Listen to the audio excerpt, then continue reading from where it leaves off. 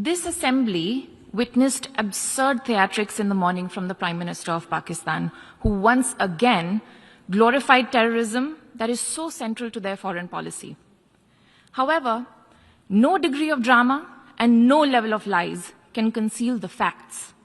This is the very same Pakistan which, at the UN Security Council on 25th April 2025, shielded the Resistance Front, a Pakistani-sponsored terror outfit, from the responsibility of carrying out the barbaric massacre of tourists in the Indian Union territory of Jammu and Kashmir.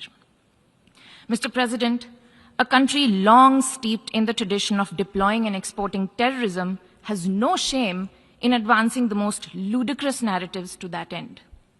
Let us recall that it sheltered Osama bin Laden for a decade, even while pretending to partner in the war against terrorism. Its ministers have just recently acknowledged that they have been operating terrorist camps for decades. It should come as no surprise that once again this duplicity continues, this time at the level of its Prime Minister. A picture speaks 1,000 words, and we saw many pictures of terrorists slain in Bahawalpur and Muridke terror complexes by Indian forces during Operation Sindoor. When senior Pakistani military and civilian officials publicly glorify and pay homage to such notorious terrorists, can there be any doubt about the proclivities of this regime?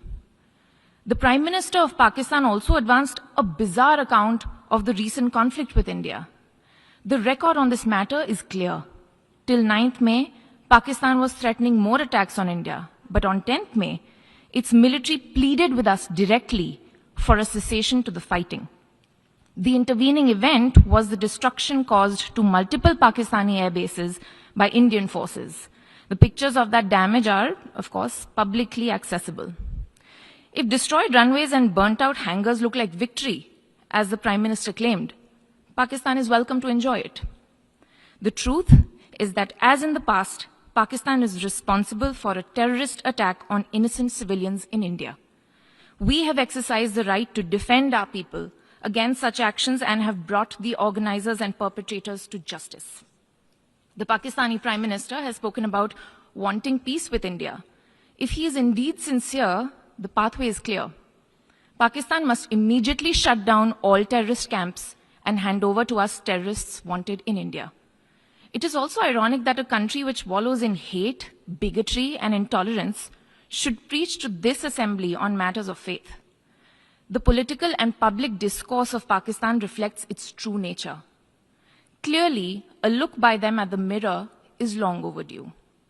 Mr. President, India and Pakistan have long agreed that any outstanding issue between them will be addressed bilaterally.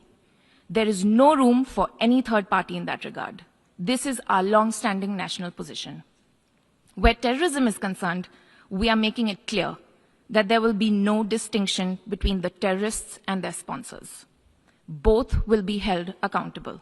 Nor will we allow terrorism to be practiced under the cover of a nuclear blackmail. India will never bow to such threats. India's message to the world is clear. There must be zero tolerance for terrorism. I thank you, Mr. President.